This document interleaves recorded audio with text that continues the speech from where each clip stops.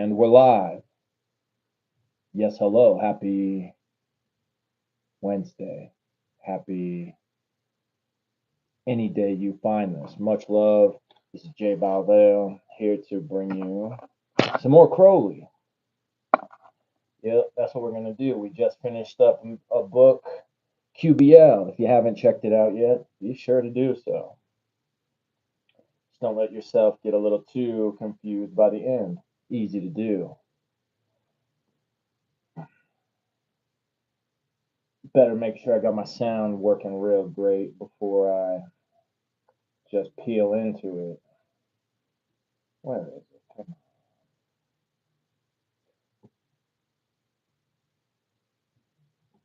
Welcome in.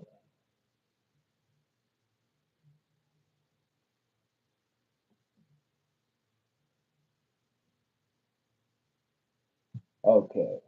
Check, check. Test, test. Is he there? Is the sound working?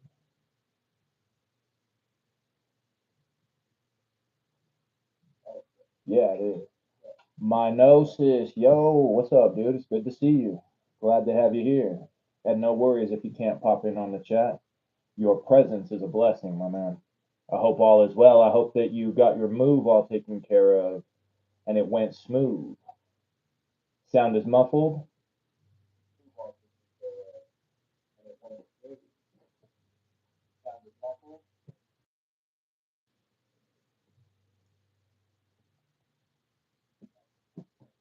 Sounds all right to me.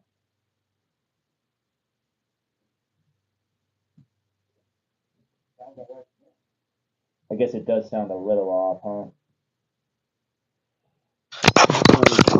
Let me see if I can adjust that.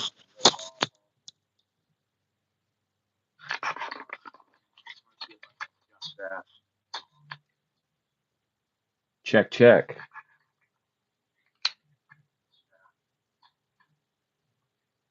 Did that do? That seems a bit better.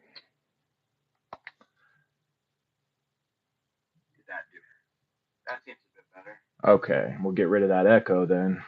All right, I appreciate your feedback. Thank you so much for your help. So, yeah, I hope your move went smooth. I hope all is well in your world. Thank you for your presence.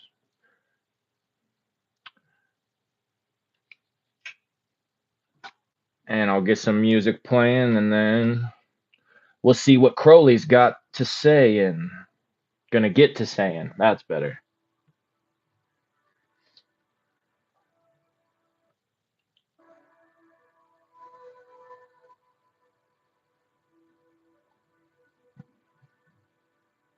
Okay, so today we are going to do some more readings from Liber E, Book 4, and specifically from some of the AA curriculum. Welcome in, everybody who just come in, and see you later, everybody who just left as quick as they came in. All right, my Gnosis says all is well. Hope all is well on your end. Most definitely, man. I'm glad to hear that for you as well. Yep, things are good. Things are real good. Just ripping through these books. Why not? While I can, I might as well, because who knows, who knows if I find a different job or something, and then all of a sudden now I can't hardly read but once a week or whatever. Get while the getting's good, that's what they say. And this one's kind of hard to fit in here, but I think I've got it good enough. If not, I can always grab another book that's still got this same stuff in it, but this one just looks so sick, Nice red ribbon bookmark and all that. This is another book you want to have on your shelf as a serious practitioner of the art to any of you who do not have it. So today we're going to do Liber E, Vel Exercitiorum, Subfigura 9.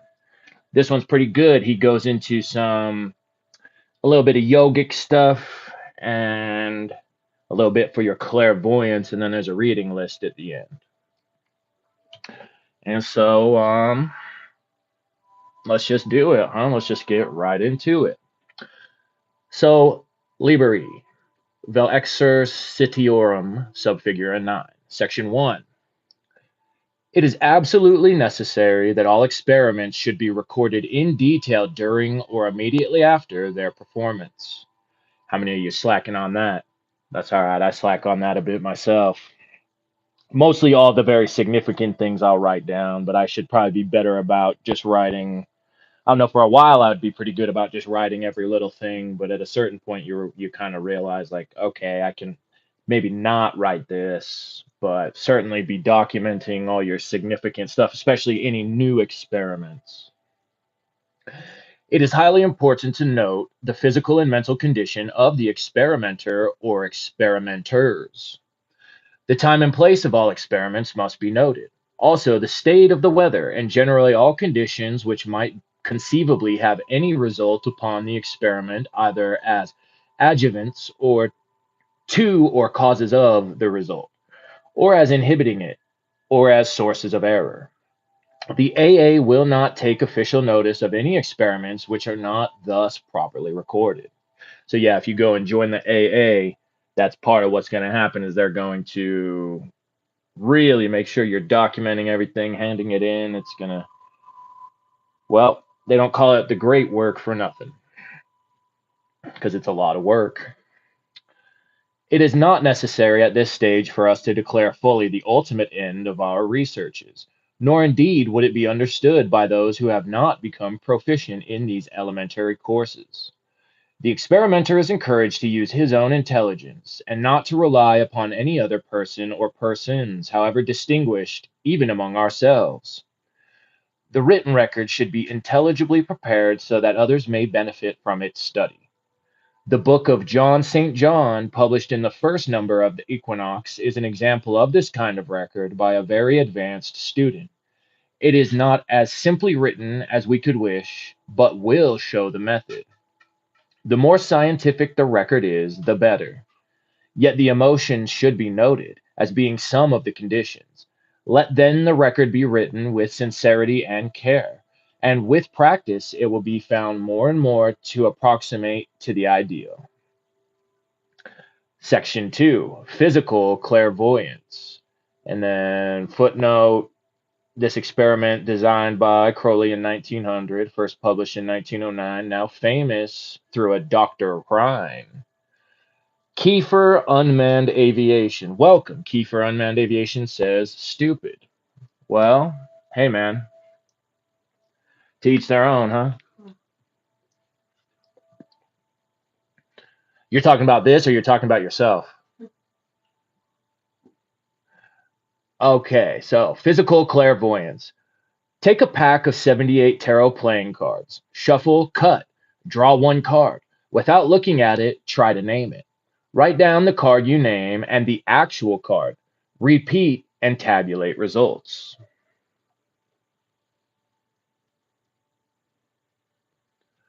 This experiment is probably easier with an old, genuine pack of tarot cards, preferably a pack used for divination by someone who really understood the matter.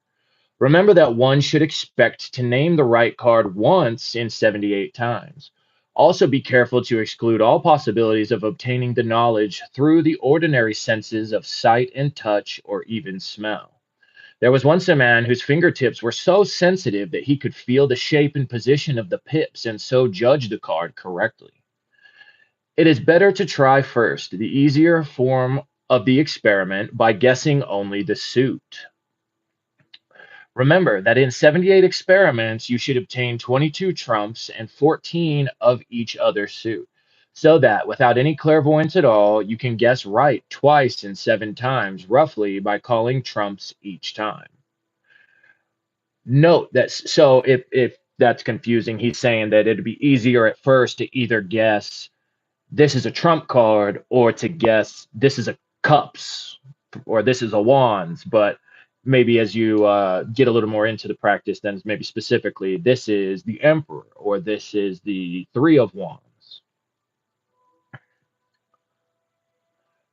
Note that some cards are harmonious. Thus, it would not be a bad error to call the 5 of Swords the Lord of Defeat instead of the 10 of Swords the Lord of Ruin. But to call the Lord of Love 2 of Cups for the Lord of Strife 5 of Wands would show that you were getting nothing right. Similarly, a card ruled by Mars would be harmonious with a 5, a card of Gemini with the Lovers. These harmonies must be thoroughly learned according to the numerous tables given in 777. As you progress, you will find that you are able to distinguish the suit correctly 3 times in 4, and that very few indeed inharmonious errors occur. While in 78 experiments, you are able to name the card aright as many as 15 or 20 times. When you have reached this stage, you may be admitted for examination, and in the event of your passing, you will be given more complex and difficult exercises. Coop TGS, welcome. Always great to see you. I hope you're having a good day. All right, section 3, Asana or posture. And then he says, see figures, so those will be on the next page, but we'll go ahead and read and then we'll get there. You must learn to sit perfectly still with every muscle tense for long periods. You must wear no garment that interferes with the posture in any of these experiments. The first position, the god, sit in a chair, head up, back straight, knees together, hands on knees, eyes closed. The second position, the dragon, kneel, buttocks resting on the heels, toes turned back, back and head straight, hands on thighs.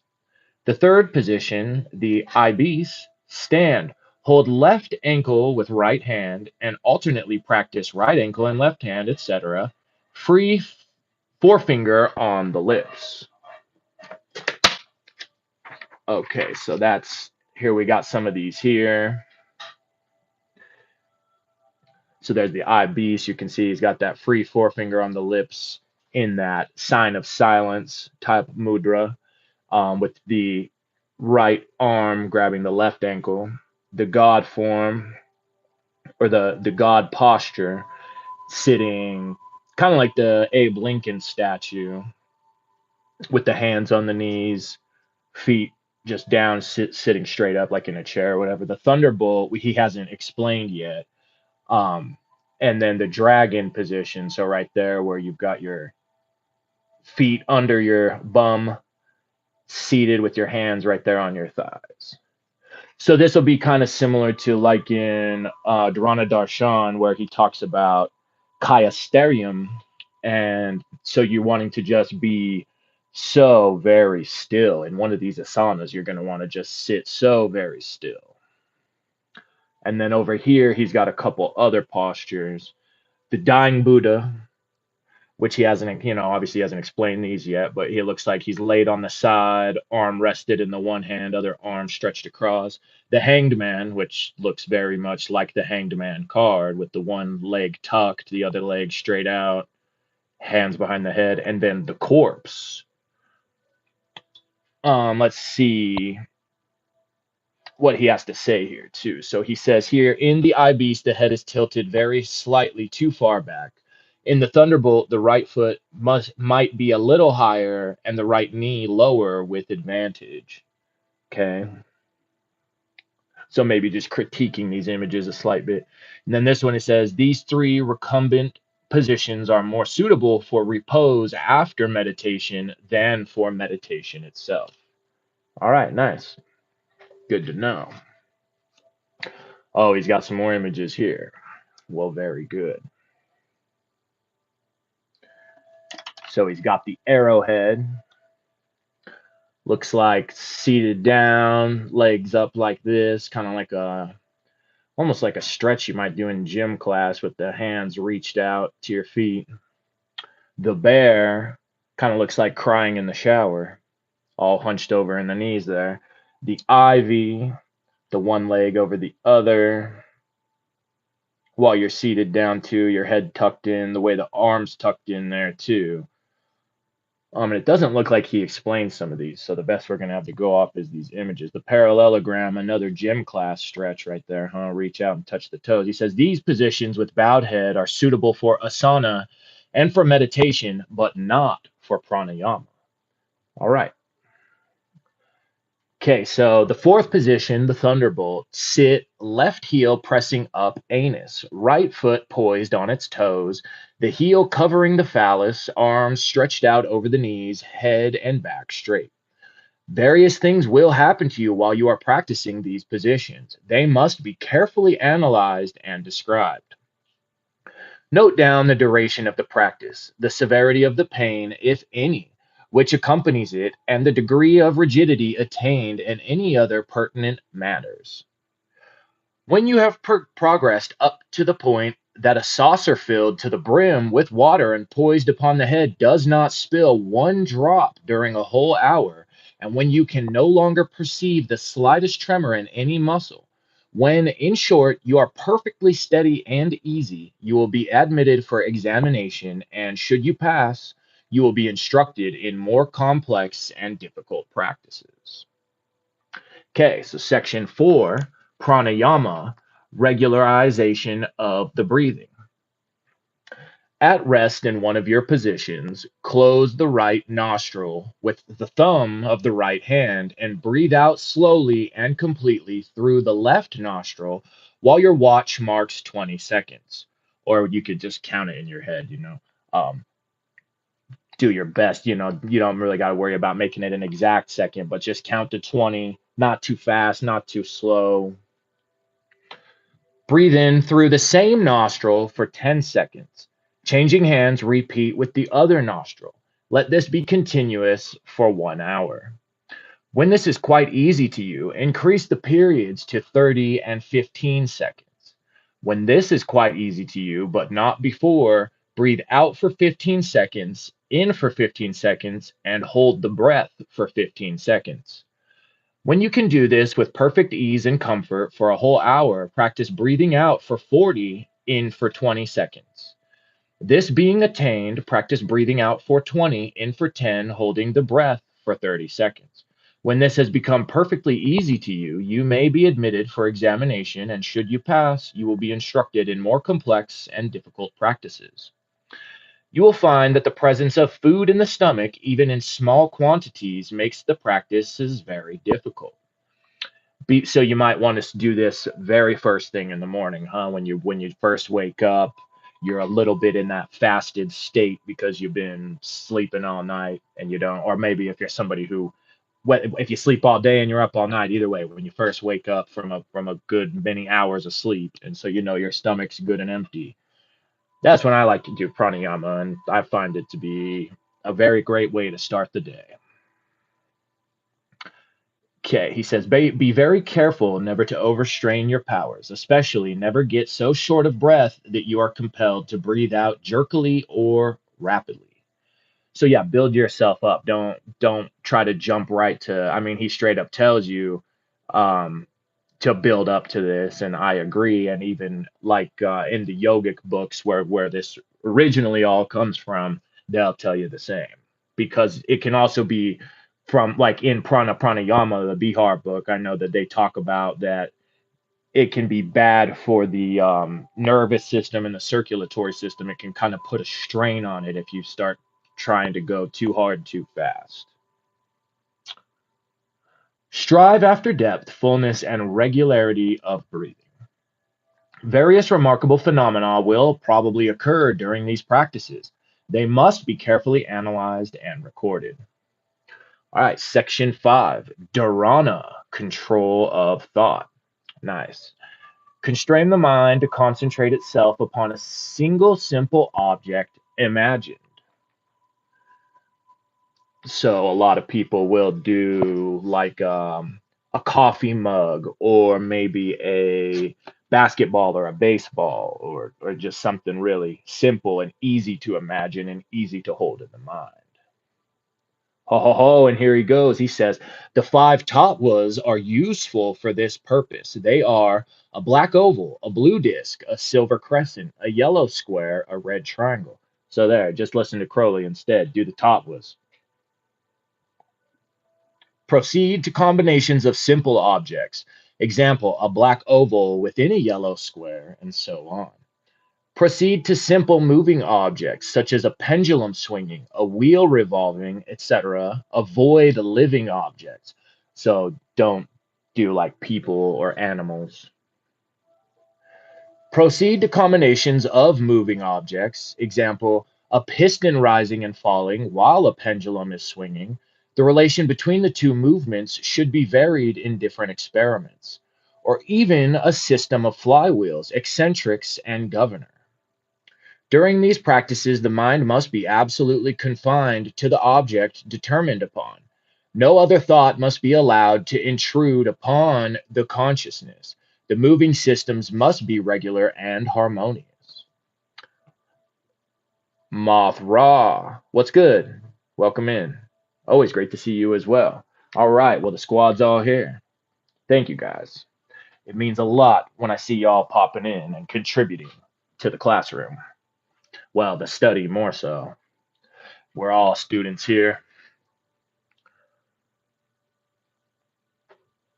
Okay, so yeah, and um sometimes where your teacher like from the AA or even in those in like Dharana Darshan where he'll straight up tell you like the minute you fail, the minute you screw up, end the practice and then come back to it another time because you're just trying to maintain that level of discipline, especially over Dharana here, which is that concentration.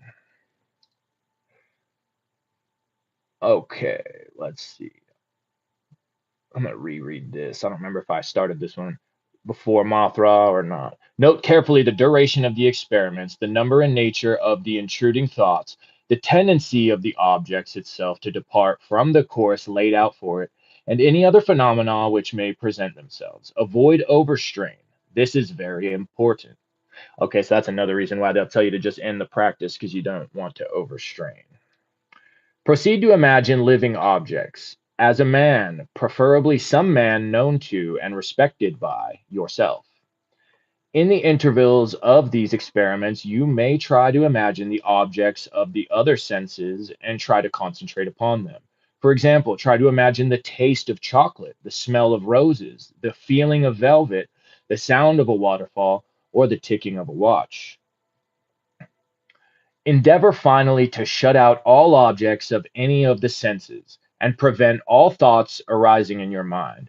When you feel you have attained some success in these practices, apply for examination, and should you pass, more complex and difficult practices will be prescribed for you. Okay, so the final stage of this concentration, after all these other, is nothing, concentrating on nothing at all, eliminating all the thoughts that may arise. Okay, section 6, physical limitations. It is desirable that you should discover for yourself your physical limitations. To this end, ascertain for how many hours you can subsist without food or drink before your working capacity is seriously interfered with. Ascertain how much alcohol you can take and what forms of drunkenness assail you. Ascertain how far you can walk without once stopping. Likewise, with dancing, swimming, running, etc. Ascertain for how many hours you can do without sleep. Test your endurance with various gymnastic exercises, club swinging, and so on. Ascertain for how long you can keep silence. Investigate any other capacities and aptitudes which may occur to you. Let all these things be carefully and conscientiously recorded, for according to your powers will it be demanded of you. And then section 7, a course of reading. The object of most of the foregoing practices will not at first be clear to you, but at least, who will deny it, they have trained you in determination, accuracy, introspection, and many other qualities which are valuable to all men in their ordinary avocation, so that in no case will your time have been wasted. That you may gain some insight into the nature of the great work, which lies beyond these elementary trifles. However, we should mention that an intelligent person may gather more than a hint of its nature from the following books, which are to be taken as serious and learned contributions to the study of nature, though not necessarily to be implicitly replied upon or relied upon. Okay, so he has the I Ching, the Tao Te Ching, Tannhauser by Aleister Crowley, the Upanishads, the Bhagavad Gita, the Voice of the Silence, which is Helena Blavatsky, Raja Yoga by Swami Vivekananda, the Shiva Samhita, the Aphorisms of Patanjali, which I think is also the Yoga Sutras, but I could be wrong on that, the Sword of Song, the Book of the Dead, Dogma et Rituel de la Haute Magie, which is Transcendental Magic, Eliphas Levi, the Book of the Sacred Magic of Aubermelin the Mage, the Goetia, the Hatha Yoga Pradipika, the Spiritual Guide of Molinos, Erdmann's History of Philosophy, the Star in the West, Captain Fuller, the Dhammapada, the Questions of King Melinda, 777 Vel Prolegomena, Varieties of Religious Experience by James, Kabbalah Denudata, and Conks om Pox. Careful study of these books will enable the pupil to speak in the language of his master and facilitate communication with him. All right, and just a little more, and then we'll already be done with this one. The pupil should endeavor. Here, you're going to need to be pinned down.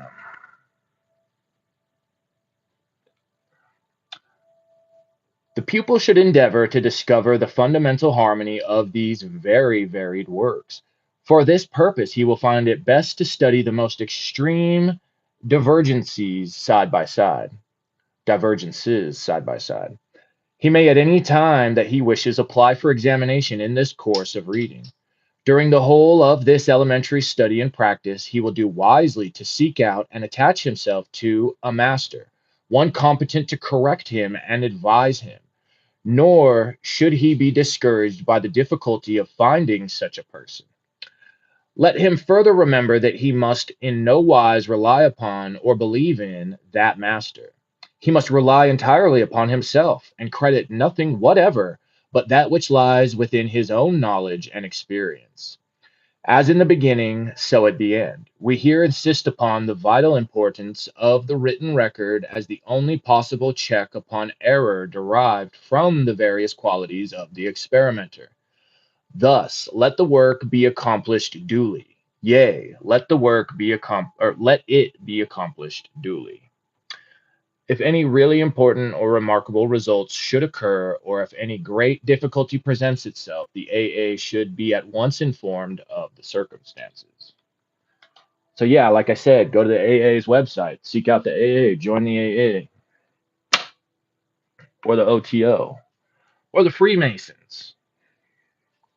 Going to be a different curriculum with the Freemasons, but hey, there are just a lot of opportunities out there to learn this besides just hopping online. But hey, we are blessed to be in a time where we can hop in online, and that can add to our teachings, our experiences. So that's going to do it for today. A nice, about a half hour, not bad at all. And that gives us some good practices on concentration, on breathing, on posture. Very important stuff. And will be very important for going into some of these other ones we're going to read here from Crowley. Hopefully, you've all been hard at work on Liber 3 as well. And you are also getting hard at work at Liber 8, at the very least, praying yourself into insanity, trying to get the knowledge and conversation of your holy guardian angel. Liber 3, very important. Do that one. Do this one. Do all of them. Do it. Just do it. What are you sitting around for? Why aren't you doing this stuff?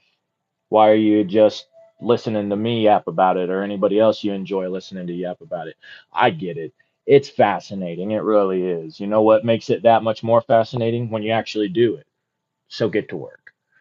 Although I know I'm preaching to the choir for the most part, especially today. We got the heavy hitters in here today. Again, thank you for your support.